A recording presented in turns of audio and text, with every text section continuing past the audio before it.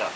Yeah, we're good. You know, what was actually the topic today? Or what we talk about? Human needs. On human needs. Human needs. What have you established about that? Well, it's difficult to say what we established. Well, what have you found? What you asked the question about what it means to be sweetness, right? How do you feel sweet? Exactly. Sweetness, yeah. Why did you actually ask that? I'm curious. Why did you ask that? I'm curious. Where does that come from? We come from the universe. I didn't think about it. We just came. Right, because it's natural too. Like when we are I guess when we're in human needs, we gotta ask ourselves, where do they start? And they start as children, because children have that need. You talked earlier about the milk and the honey. Exactly. Yeah, sometimes we only get the milk. Yes. So we need milk, of course, to survive. Right. But we need honey to make life Sweet. sweet. Yeah, there you go. And then have a sense. Right. Of direction. Right. And for us to be happy here and now. Right. Right.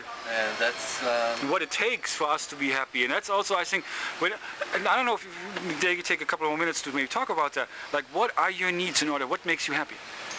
What do you need for that? In order for you to feel like this connection. Yeah, I think this connection with a deep connection with myself was something that I perceive as being my purpose or my soul. Uh-huh. And connecting with others. Right. And feeling part of, feeling this universe as my home. Right, right, right. And so belonging, sometimes we say like belongingness is part of human needs. Right. So We need to belong, of course. I'm part of it. Be connected, right? Exactly. Yeah. Absolutely. How about you? There is a say that said, to be understood, it's a luxury. To be what? To be understood is a luxury. Oh, really? Oh. And there is so much misunderstanding in this world. So I think my deep need is to be understood. That's my need. It's my lifelong need, which is why I was the worst rebel, because I felt nobody was understanding me. Everybody just expected me to understand and do what I was supposed to do. That's a deep need. I agree. Very good. What about you, Jen? To put on the spot. Yeah. This is your stage. Of course, I'm looking to be understood too. Right. My deepest. But I much more care about being seen, heard, and felt. Maybe that's saying the same thing, but just with different words. Mm-hmm. And depending upon how they're experienced, they land in different areas to bring out how I'm. Good. How you what? How I'm got. How you got? God. How I'm got. God. Right. Of course. Very good. Beautiful. Yeah. Very good. We're all remembering that, right?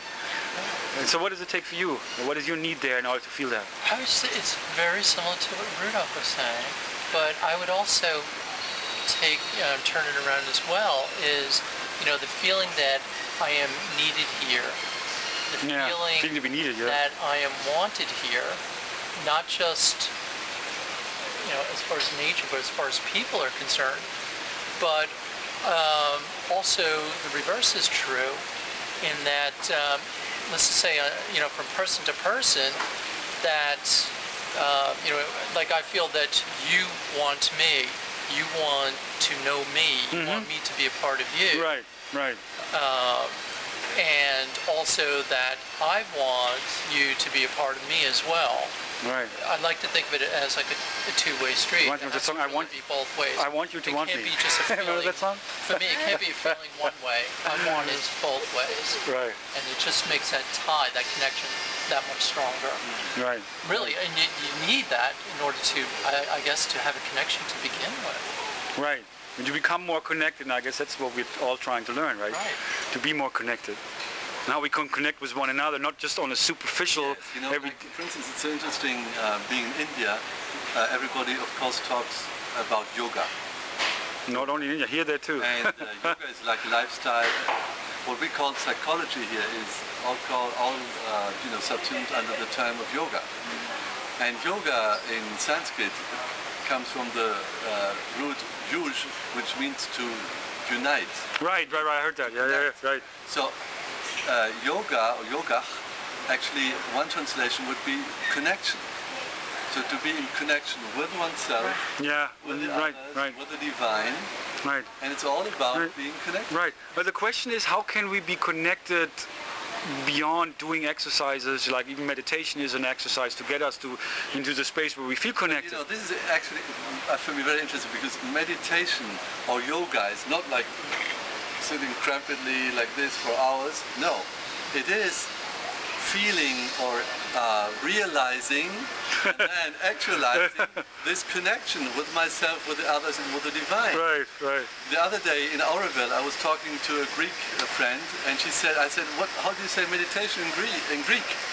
And she said, dialogismos in modern Greek. In your dialogue, that's not. Dialogismos. So I said, what dialogue? Yes, it's a dialogue with yourself. Yeah. Well, Meditate is to dialogue with yourself. right. Right. And when we go to ancient Greece, like what Plato said, what does it need to think? He says, to think is to dialogue with yourself. Right. Right. Right. Right. Yeah. And so meditation, thinking, yoga, Right. connection, this is, Right. it's about Right. being Of present course. to oneself. Right. to the These other. are ways. And one thing also, it's the question is, so how can we go beyond that and incorporate that into how we communicate with others on a day-to-day level? And how can we be more in that awareness, in that space that we all want, that we're all connected? Not just through yoga and meditation, which of course is very important to get us to that point, but how can we be more, wherever we are, feel that connection, be more connected? Well, I know with me, when I was, before I moved out here, as I was growing up, we had a woods that was behind our house. So you had the backyard and then, large trails where you could just go walking into this immense woods. And, when I would walk in there, you could see all the trees, different types of trees, different types of flowers. You could almost, feel the presence of nature as you're walking through there. It's just a feeling that comes inside of me. You could smell the fragrances of the different flora and things like that. And it's a feeling of like, wow, I really want to be here. I really just want to release and open up. And as a reciprocation of that, it's almost like the woods were saying, well, welcome to here. Well, thank you for coming in here. And the woods put out the fragrances, for me. The woods put out that vibration of being in nature as a way of saying that I want you in here too. Right, because you are that. We talked about earlier about being part of nature, but then we have become so unnatural, and so we're trying to remember, I guess, how to be new, how to be fresh, like the baby earlier. It's like talking to nature, talking to the soul. Like when we are talking, what we should do is to talk to the soul, not to the body. Right. Right. We talk about fragrances, responding to all these senses, because you go back to the source, which is the soul of the nature. Same with human beings. We are thinking, like you said.